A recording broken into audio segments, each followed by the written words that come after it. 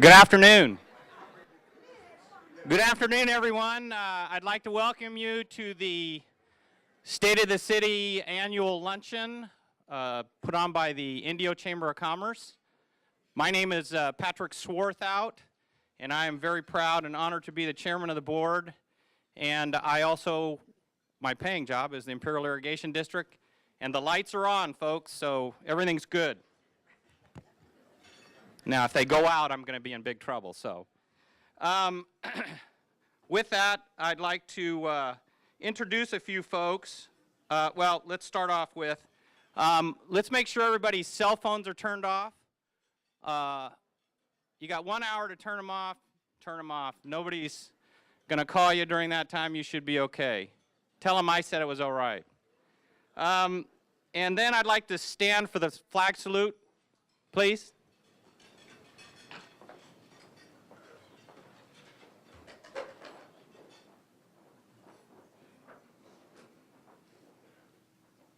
I pledge allegiance to the flag of the United States of America and to the republic for which it stands, one nation, under God, indivisible, with liberty and justice for all.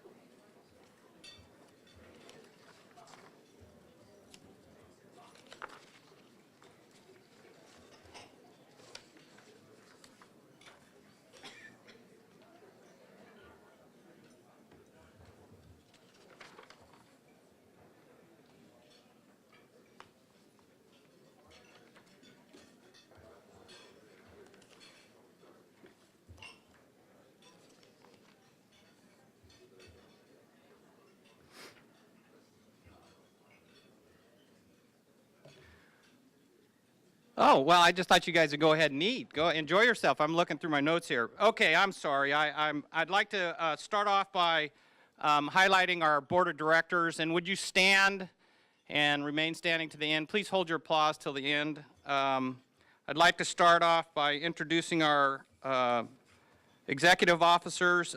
Immediate past chairman Rodney Chalmers, Seacon Management. Chair-elect Valerie Ward, Burtech Waste and Recycling. Chief Financial Officer, Dr. Frank Curry, Desert Urgent Care. Vice Chair-elect, Summer Parkinson, Empire Polo Ground. Our Treasurer, Jill Tremblay at Best and Krieger. We have Josh Bonner from the Desert Sun on the board. Joanne Gilbert with Desert Recreation District. Nancy Matson with Seawright Custom Precast, and Steve Sanchez with the Desert Radio Group. Now, all you guys kind of wave your hands and show where you're at. So if you guys need anything out there, any of your businesses need anything, please get a hold of the board of directors and our staff. They do a fantastic job. Thank you all so much. We appreciate it.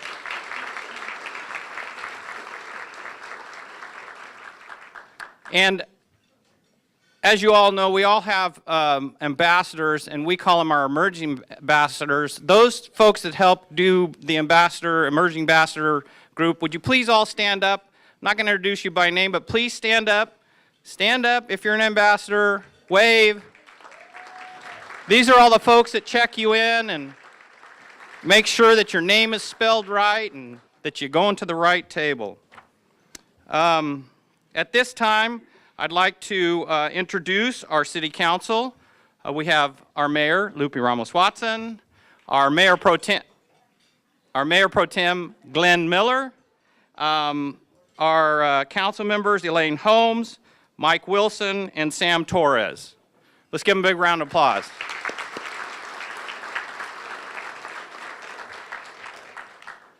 I also want to recognize the city manager and the management staff here at the city of Indio. They have done an absolutely fabulous job. Our city manager, Dan Martinez, and his staff have just impeccable work here. I also want to introduce some of the legislative representatives we have here.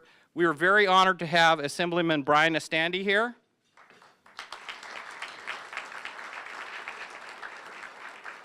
From Congresswoman Mary Bono Mac's office, Claudia Suarez.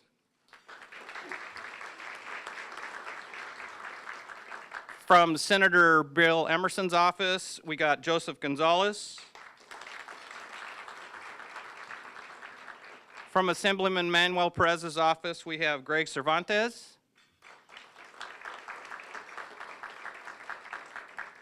And Jackie Lopez as well. Jackie, there she is. We're also honored to have another elected here from the County of Riverside, our county assessor and clerk, Larry Ward. Larry, where are you? Thank you.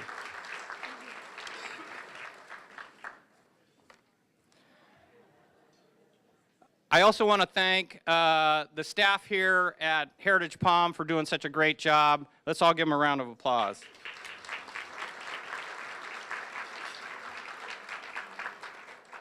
Now, the theme of this was The Wizard of Oz, and as you saw, there was a basket out front, and I'd like to thank Kelly Keller for supplying the basket out front. Let's give her a round of applause. And hopefully Dorothy won't fly home afterwards, because I don't see a balloon attached to it. So, I also want to thank Randy Nelson. He's not here, but he was the one that supplied the yellow brick road. And he is with, who's he with? You don't have it here. Okay. Oh, Swiss Tracks. So he supplied the yellow brick road. I also want to thank our executive sponsors and all of our sponsors here. Without that, we wouldn't be able to put on these great events. Best Bets in Krieger, Burtec Waste and Recycling, California Bank and Trust, Desert Urgent Care, Imperial Irrigation District, First Bank, Forest Lawn Memorial Park and Mortuary, JFK Memorial Hospital. Let's give them all a hand, although we have some more coming. Our diamond sponsors are College of the Desert of Indio. College of the Desert of Indio. Do you guys see that out there? That was fantastic. I can't wait to see that get built. Cord Media, Desert Radio Group, Desert Sun Media Group, Granite Construction, and KPSB Local 2. We really appreciate all their support. Thank you. Give them a big round of applause. At this time, I'd like to introduce our MC, who really needs no introduction, but I am going to go over some of the things. And this is all from memory, so if I mess it up, I apologize. But Corky Larson has been in the desert for just a short time, and she has been a supervisor. She's worked for CVAG. She's been city manager of Desert Hot Springs. She sits on the Salton Sea Authority. She's on the Coachella Valley Water District Board of Directors. She is truly an icon in the desert, and the bio can go on and on and on, but she is really a special person, and I know she loves this desert in this area. And with that, I'd like to introduce Patricia Corky Larson.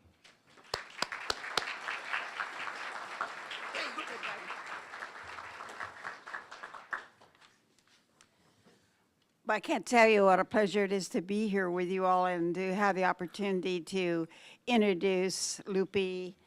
Lupe, you're the example for every city.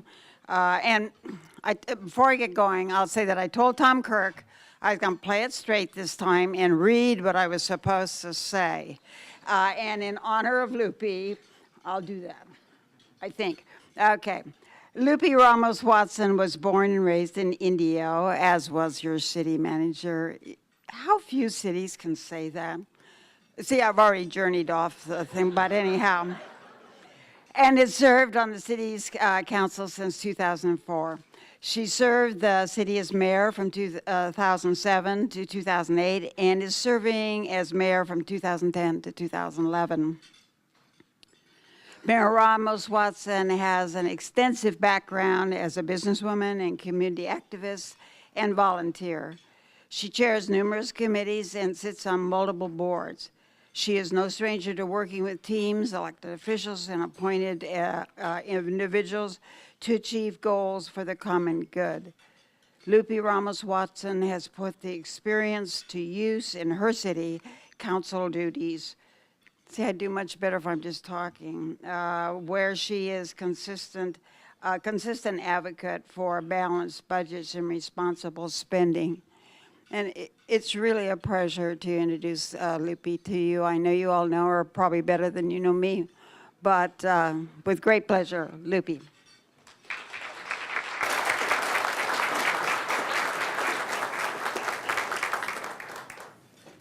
Thank you, Corky, and thank you, everyone, for being with me this afternoon. I want to take just an extra moment to thank our dignitaries this afternoon. It's my pleasure, Assemblymember Brian Estandi, who's also my boss, for him to be here this afternoon, and our County Assessor, Mr. Larry Ward. Thank you for joining us. In addition to your wonderful City Council, this City Council is the best City Council that I've ever worked with. From day one, they took it upon themselves to work and to commit to making Indio a great place for everyone. They are truly team leaders, and I appreciate their involvement, and I know that you appreciate everything they do for you here in this community.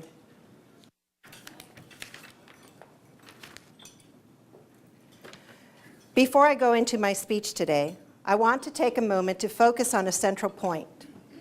If our region is to be successful in creating jobs and establishing a pathway to economic recovery, then we must strongly and successfully collaborate so that we can bolster our economy and address joblessness. Our focus is on opportunities for present and future. We are all in this together. It is my pleasure to be here today to give you an update on the state of our great city and to report on the many successes we've had over the year. It is a privilege to inform you that despite the challenges we face and continue to face, our city has never been stronger in the face of unprecedented adversity. The City of Indio is energized and pushing forward with a bright future, dynamic economic base, and efficient delivery of city services. Indio is a city that is setting the tone. Our festivals are one of the region's top economic powerhouses. Retail in Indio is flourishing. The city has been named one of the 100 best communities in America for youth by America's Promise. With all that said, I would like to take this moment to recognize staff present who are now led by our city manager and everyone who has worked for you in past years. Folks, the City of Indio is bucking trends and moving mountains in this economy. And we are again recognized as a center for commerce and government in the Coachella Valley. The topic of my speech today is Indio's path to economic recovery. I chose this theme of the Wizard of Oz so that I could highlight Indio's greatest attributes through a famous tale that has fond memories for probably everyone in this room. When you entered the ballroom this afternoon, you began a journey down the yellow brick road. As we continue our way, we will see what we discover and the many positive similarities between the Wizard of Oz and Indio's path to economic recovery. Are you ready? Let's go. Off to see the wizard, the wonderful Wizard of Oz. We hear he is the whiz of a whiz, if ever a whiz there was. If ever a whiz there was, the Wizard of Oz is one because of the wonderful things he does. While following the yellow brick road to the Emerald City, Dorothy first met a scarecrow who said that all he needed was a brain. Yet he demonstrated strong common sense, remarkable insight, and quick-wittedness. How was it that the Scarecrow later became recognized as the wisest man in all of Oz? Indio has the wisdom of the Scarecrow. The City of Indio has utilized its best resources, insight, and thoughtful planning to create a bright economic future. Allow me to share with you some positive economic indicators that are showing that Indio is well on its way to a bright future. We all know that the housing market has taken a dive in the last few years. But what's quite striking about housing today is that there is a far greater amount of homes in Indio being sold than of the market years ago. In looking at the most recent construction permit and valuation report put out by the Riverside County EDA, single-family home construction in Indio makes up over 50% of the region's total. Indio is also the leader in the county for the number of single-family home permits. Alongside residential development activity, we are seeing a rise in the assessed value of our commercial and industrial base. In comparing economic data over the last 3 years, we're experiencing a 15% increase in new business license. We are also seeing an upward trend in sales tax and TOT. This adds to the overall diversity and balanced revenue portfolio held by the city. And these economic indicators are the first yellow bricks on our journey to the Emerald City. Indio is home to the workforce with a population of over 80,000 and a labor rate of 64%, which is supporting the regional economy. An educated workforce is important, and Indio has the greatest number of its residents attending college or graduate courses. Despite the economic downturn, or what we commonly call the Wicked Witch of the East, Indio has managed its resources well and is forging ahead on the road to economic recovery. Now back to our story. Next on her path, Dorothy met a tin man who didn't believe he had compassion and said that all he needed was a heart. Yet oddly enough, the tin man became known in Oz as a good deed doer and was recognized for his kindness. Indio has the heart of the tin man. The city of Indio has a kind and giving heart. We are working diligently to provide residents and future generations an outstanding quality of life and city services. Where there's art, there is also prosperity. And in Indio, art is springing up throughout the city. Over 10 pieces of art have been installed, and there are 5 more on the way, with the much acclaimed Oculus Soul on the horizon. And a very neat thing to note is that the largest permanent television and film green screen is being built in our downtown. We have scouts from Hollywood who are looking at our site for film and television production. So rather than going back to LA, we're happy to have the film industry right here in Indio. The city of Indio has long been a champion of transportation enhancement. Our local transit agency has been able to expand bus service to the northern portion of the city. This new route, Line 81, will launch in the near future and will link transit riders to the shopping and dining north of I-10, to the Indio Teen and Senior Centers, and to the Greyhound bus station. The downtown intermodal center site will soon be visited by the Amtrak Coachella train. City services are making great progress in this economy. In looking at the first 6 months of this year, we've experienced an overall 14% drop in Part 1 crimes. The Indio City Council is committed to public safety and strongly supports the efforts to keep residents safe. A critical part of being on the road to economic recovery is to make sure we have great infrastructure and water resources available for our continued development and prosperity. The city and Indio Water Authority will invest another $25 million this year in infrastructure such as the Jefferson Interchange, which is the most significant project underway for the city. We are enhancing our neighborhoods, fighting foreclosures, and creating home opportunities for families. Indio is pioneering the way. The City of Indio has invested over $15 million in its neighborhoods through various programs and grant funds. It's because of partnerships and programs with Habitat for Humanity, the Home Depot Foundation, and HUD. Indio is a place where families want to raise their children. Finally, Dorothy met a cowardly lion who said that all he needed was courage.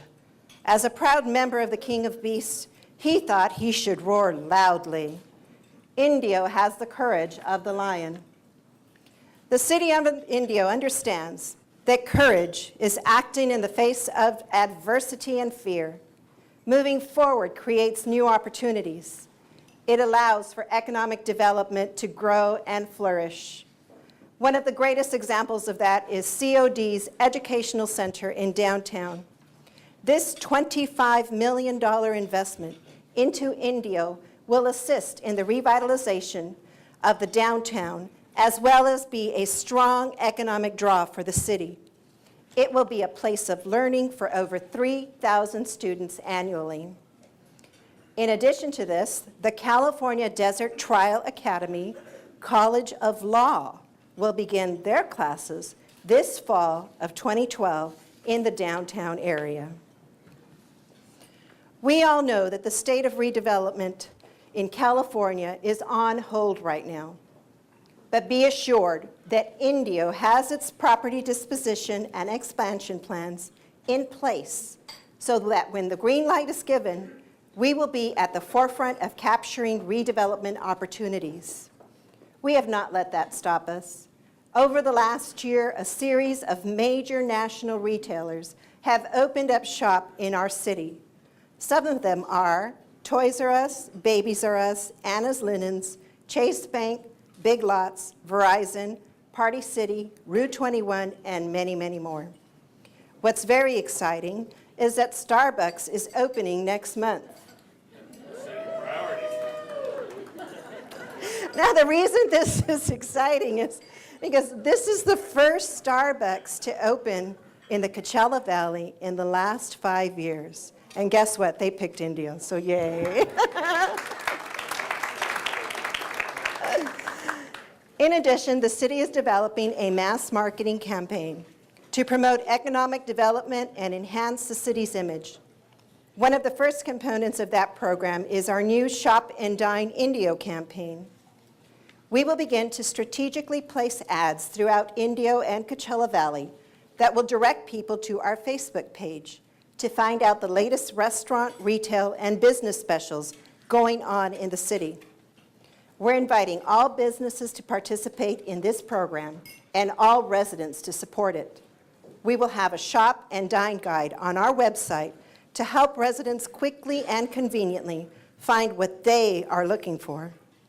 Also, everything Indio will be highlighted on our new smartphone application.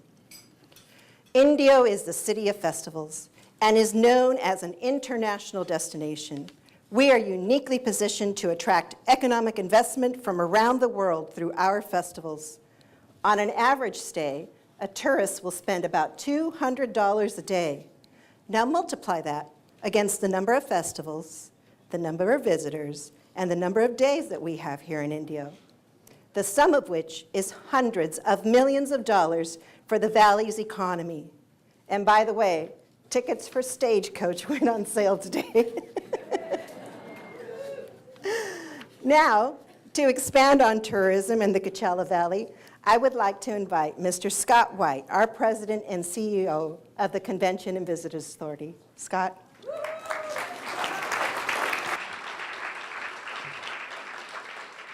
Is it okay if I put Toto away? Thank you very much. It's a pleasure to be here this afternoon, and I was thinking that every yellow brick road needs a bridge, and I couldn't think of a better bridge than tourism. Tourism is a wonderful bridge for both residents and businesses. As residents, we get to go to work and go to school. We get to raise a family. The tourism industry is very flexible. It's not your typical Monday through Friday 8 to 5 job. It really offers an opportunity for businesses to grow. I took advantage of that opportunity, that bridge for me. I did it, I started at 14. My parents said, here's some bus money, go get a job. I'm not even sure if that was legal at the time. Looking back, but you use that to pay for your first car, get your apartment. Before I knew it, I was in management. And from management, I fell in love with the industry, and management brought me here to the desert. So I moved here in 1989, thinking, what have I done to myself? Moving here to the Coachella Valley, it was in the middle of June, it was 100 degrees. And in 1996, I left to take a job in Seattle, and I cried, because you fall in love. This is such a magical place. So I figured, you got to leave in order to come back someday. So from there, I went from Seattle to Phoenix, spent about 8 years in Phoenix. From there, I went to San Antonio, where most recently I was running the CVB there. Many of us are touched by tourism, either directly or indirectly. Many of us don't even know that we're being indirectly benefiting from the workers. Many of the workers obviously live in the East Valley. They hold down many jobs. They're putting kids through school, through college, whatever it may be. And this destination got hit very difficult with the AIG effect many, many years ago. Palm Springs kind of got the moniker of don't go there, it's a frivolous place.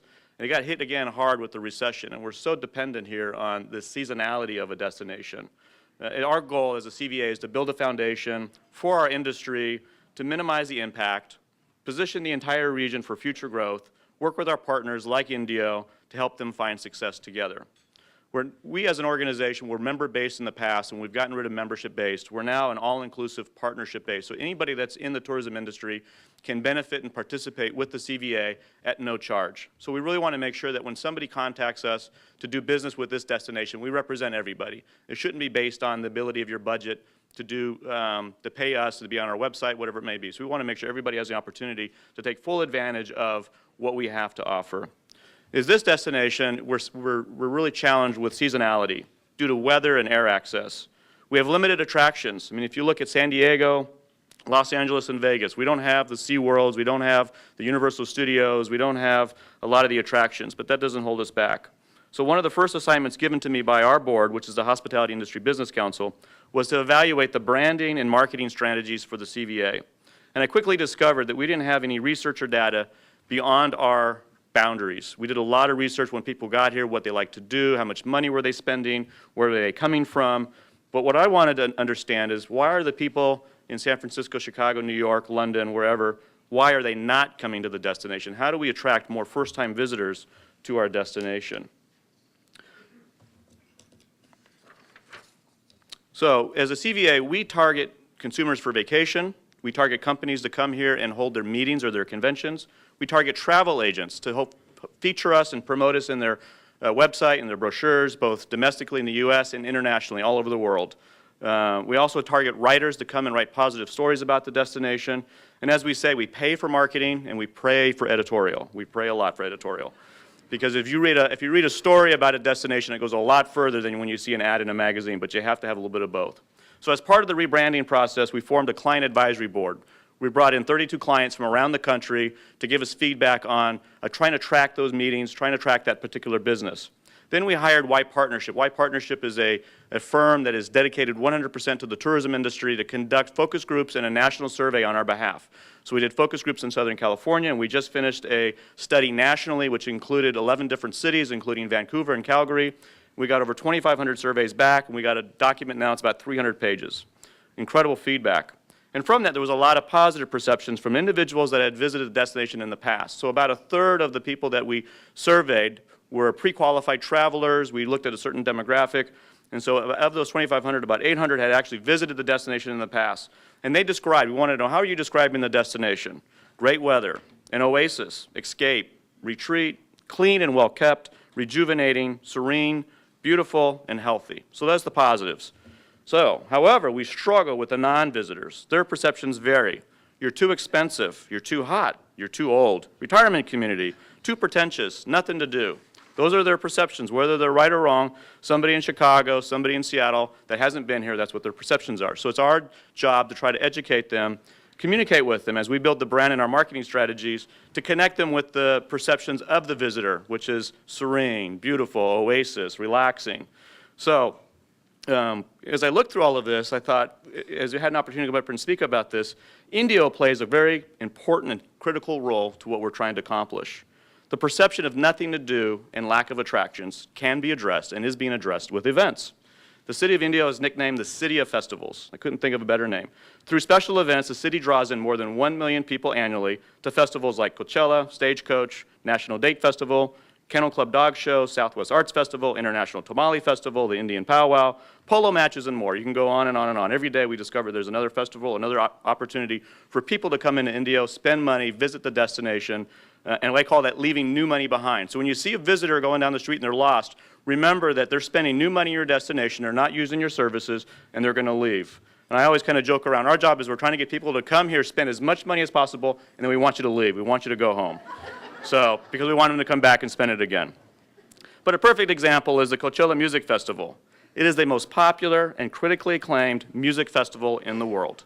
And having been here just for a short time, I think you have a great partnership with Golden Voice and these festivals, because as you talk to them, their number one goal is to fan experience. They want the people that are coming here to their event to have the best experience in the world.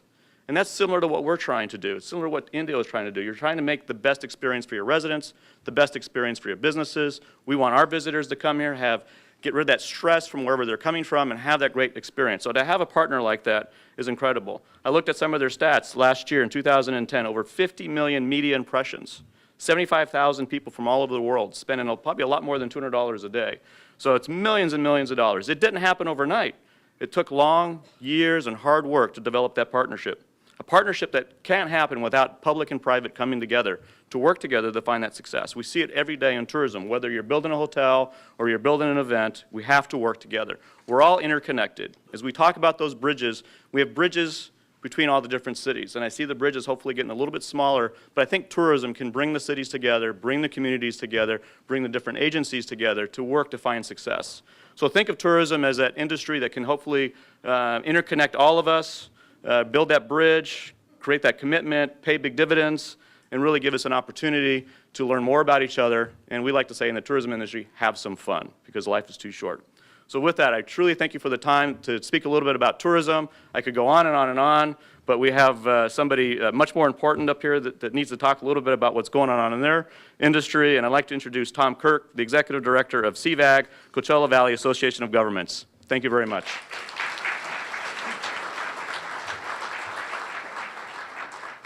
So Scott ended his presentation in a great way for me, and that's to talk about bridges and synergy and working together, which of course is a big part of what CVAG is. And CVAG's been around since 1973. Does anybody not know what CVAG is in the audience? Come on, that's up. Glenn Miller, I knew it.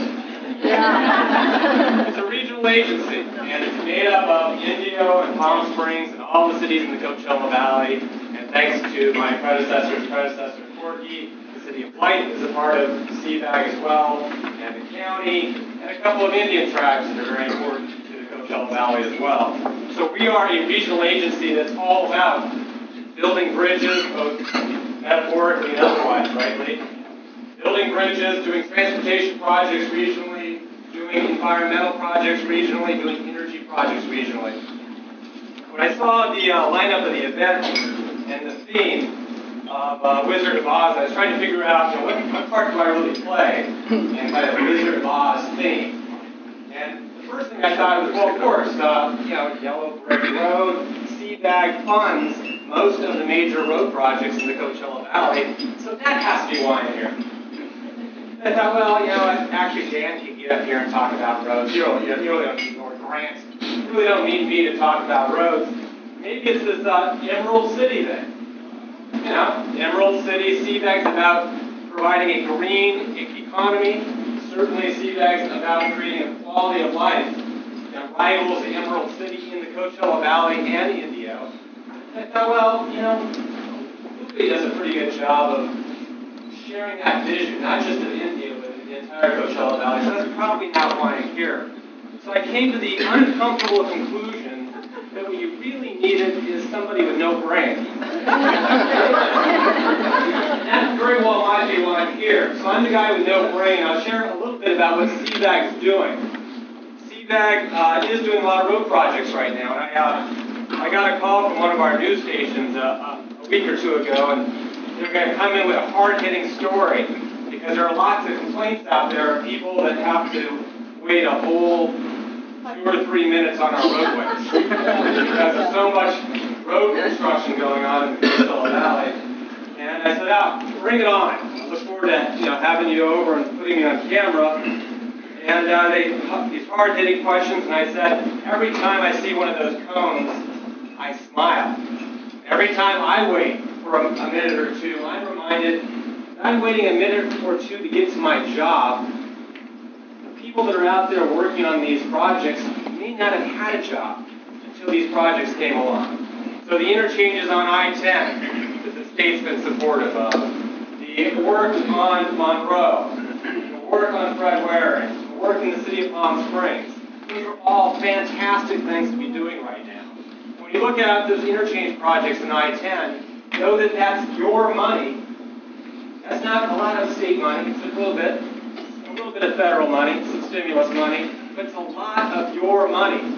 CVAG's projects run based on your money.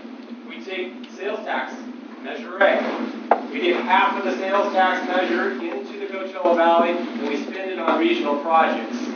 And 20 years ago, this system was created. And 20 years ago, the predecessors of your city council, and folks like Corky Larson, thought, wait a second, should we be prioritizing road projects on a city-by-city basis? When most of us, probably most of us in this room, travel in 2 or 3 or 4 cities every single day. So we prioritize regionally. And 15, 20 years ago, we said the highest priority was Palm interchange. We said the highest priority was Indian interchange. Thanks, Granite. We said the highest priority is State Palm. Guess what? Number 1 is not just, as Lupe indicated, for the city of Indio, but for the region today. Jefferson Interchange is the number 1 project in our system.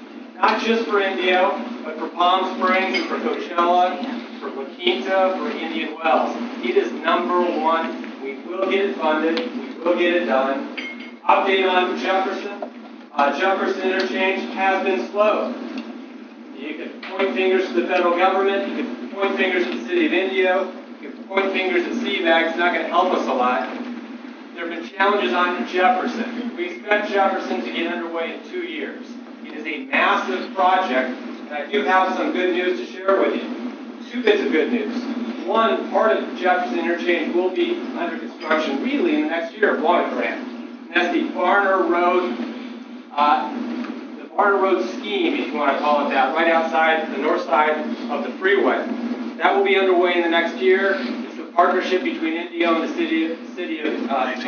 partnership between the city and CVAG to get that project done. The other bit of good news, Glenn Miller, RCTC Commissioner, Mike Wilson, CVAG Transportation Committee, they and their colleagues said, get Jefferson funded.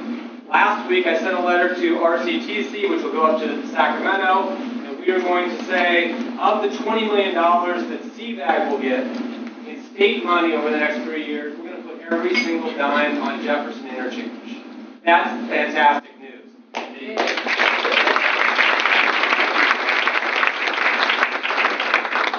Now, most of you are sarcastic like me, and you say, oh, that's great, Tom, $20 million from the state of California, what's that worth? We have had some challenges with state funding, but we've gotten some. We got about $14 million on Date Palm Interchange a year ago. I'm expecting to get $20 million from the state of California for this interchange, and CVAG, Indio, La Quinta, and others will pick up the rest. That's great news. Multiple species program. We also run a multiple species program in CVAG through something called the Coachella Valley Conservation Commission. And that is a body where Mike Wilson and others sit on. And what we try to do is, frankly, streamline development. And when you look out at that infrastructure out there on the freeways, know that generally it takes 5 times as long to permit an interchange project than it does to build one. 5 times as long to permit an interchange project than to build one. And that's for government. Look at the private side, and as a guy that used to work in the private sector here, I say, shouldn't we, if we're concerned about saving the environment, shouldn't we make it easy to do so? And the multiple species program allows us to do that. As a developer, you come in, you go to the counter, you pay a fee, and you don't have to deal with the U.S. Fish and Wildlife Service. That's how it works in the Coachella Valley. It might seem like a simple thing. We worked on this plan for 10 years. Finally underway, and it is working. It's streamlining projects. All 2 of them. Obviously, the streamlining will really work once the economy heats up, but things are positive and moving in the right direction. CVAG does a lot of other things. One thing I did want to mention, particularly because of your mayor's involvement, is CVAG runs a homeless program, which is kind of an unusual thing for a regional agency to do. We actually operate a homeless center called Roy's Desert Resource Center in North Palm Springs off of the Indian Interchange. Why do we do that? In part because of your mayor. Your mayor is the chair of CDAC's Homeless Committee, and her, along with her committed colleagues from Palm Springs, Palm Desert, and other places in the Coachella Valley said, wait a second, homelessness and poverty isn't just an East Valley issue. It's not just an issue where all the services ought to be in downtown India. Some of those services, some of that opportunity to move people through the system and into homes, that ought to be done in the western part of the valley as well. And we ought to look at homelessness as a regional program. And that's what we've done in large part because of the leadership of your mayor. So you've got a special person on your city council. In fact, you've got 5 special people. They're all involved at CBAG in some way or another. And I do look forward to working with the city on these major transportation projects, particularly number 1 in the very near future.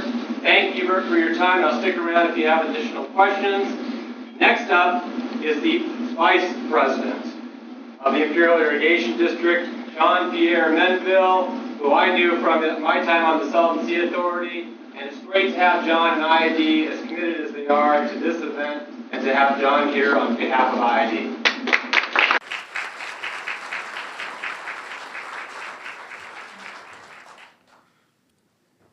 I want to thank Tom for the introduction, and I want to thank Lupe Ramos Watson and the City of Indio for inviting the IID to speak here today.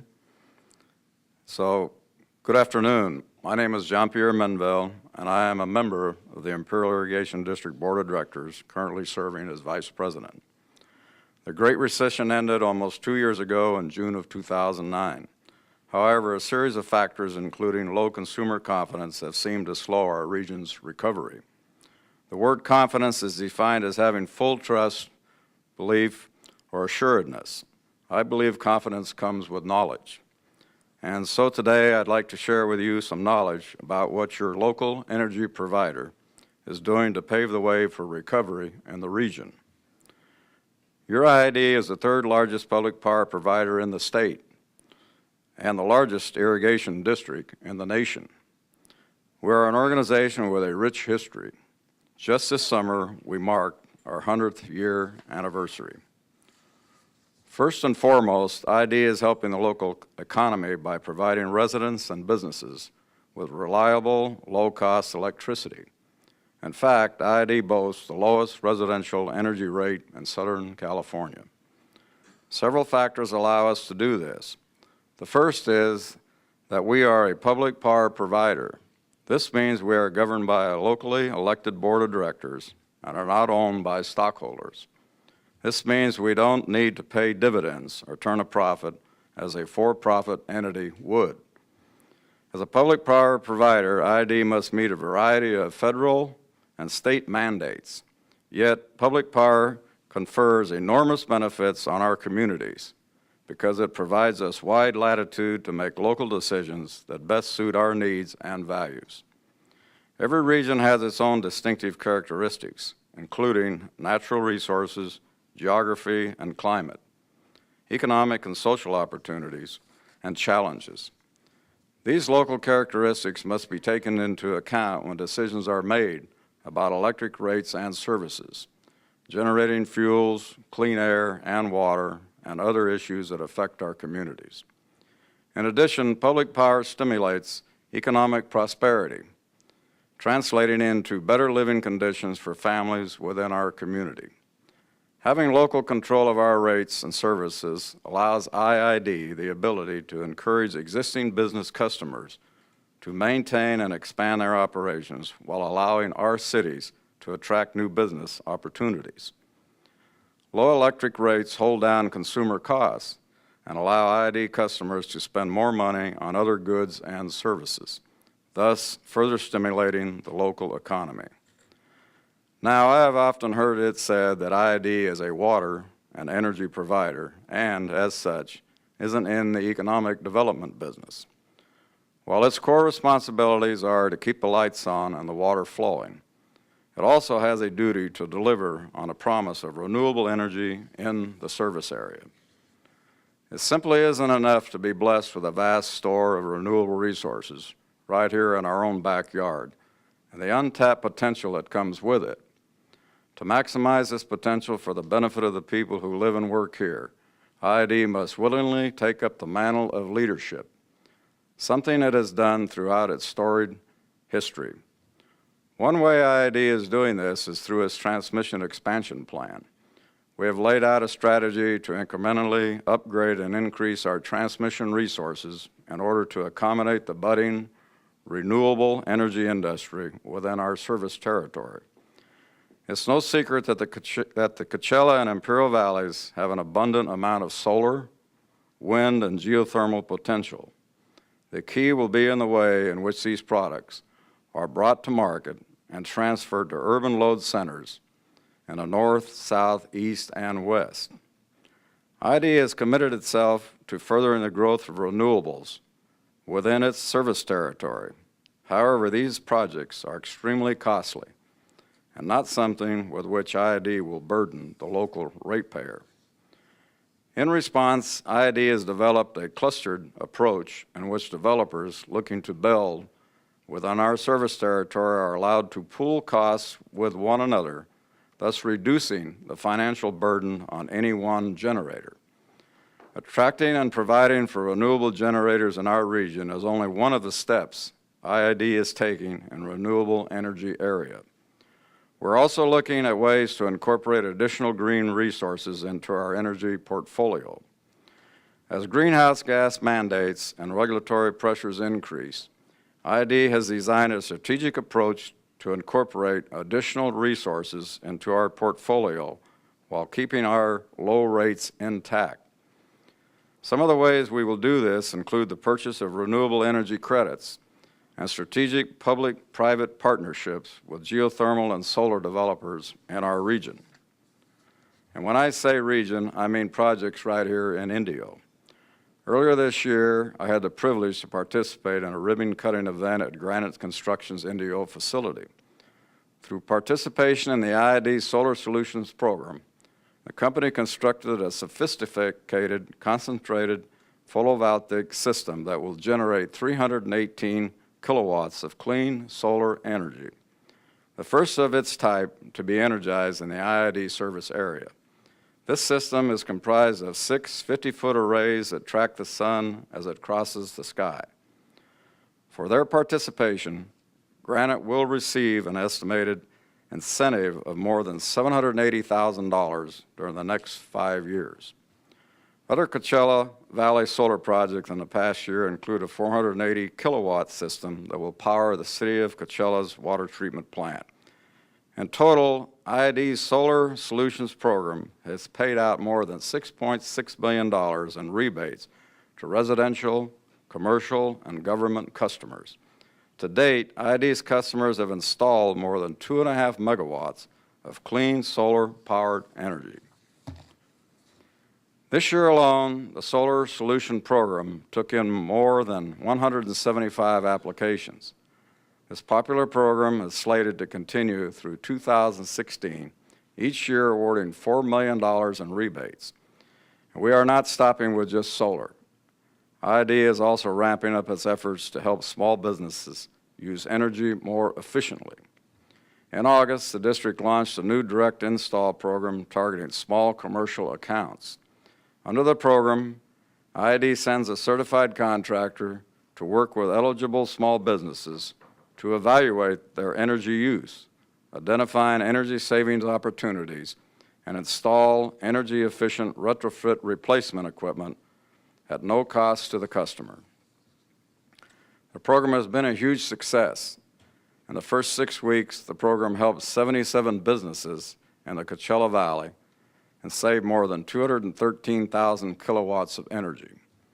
Helping small businesses decrease their operating costs through energy efficiency creates a win-win for the entire community. Creating strong, stable employers means strong, stable jobs for local citizens. All of this helps put our region and the city of Indio on the recovery trail. I hope that I have armed you with more knowledge about some of the ways ID is helping to bring economic prosperity back to our region. I believe we can all be confident in our ability to fully recover and grow stronger than ever before. Thank you very much, and I'd like to ask Lupe to come back to the stage, please.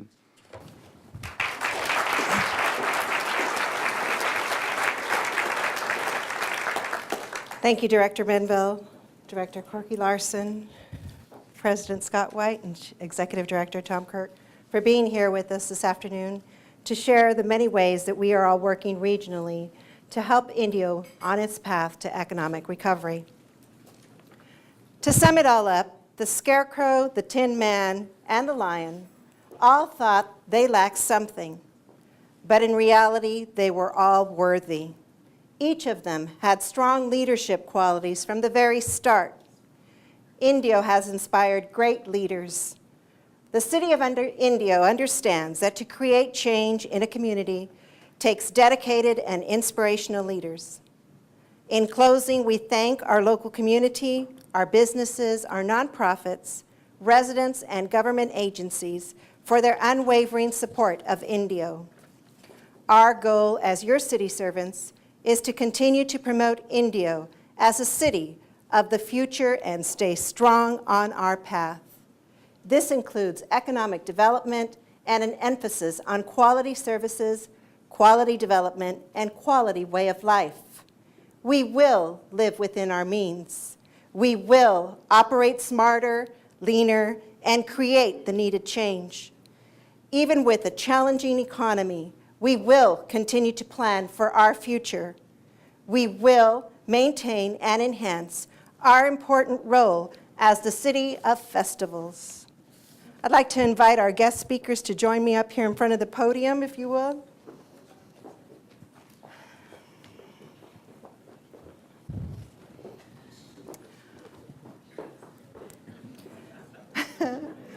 We are proud to say, I'm proud to be a part of Indio's future. And I'd like for all of you to join us as we say that together. I'm proud to be a part of Indio's future. I, for one, am glad we're not in Kansas anymore. As the mayor of this fine city, I am proud to say, Indio, there's no place like home. Indio, there's no place like home.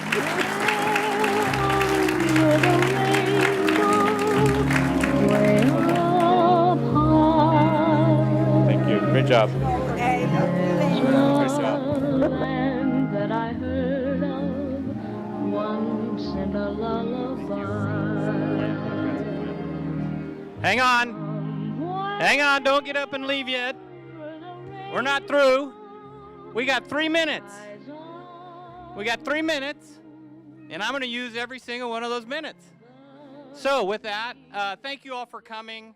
And like our wonderful mayor said, we are working very closely together, the chamber and the city, to make this economy strong and to help all of the businesses. As you know, we are a business organization. And one of the things that Joyce keeps pointing at it on my sheet here, we have 6 ribbon cuttings next week. That's huge. So 6 ribbon cuttings, that's wonderful. We do have a perks, what is it called, perks? Morning perks, sorry, I used to be breakfast, now it's morning perks. So Burtech Waste and Recycling are gonna do a 101 on how to make your business more efficient on recycling and, you know, so you don't throw everything away. And that's 8:30 to 9:30, November 1st at the chamber.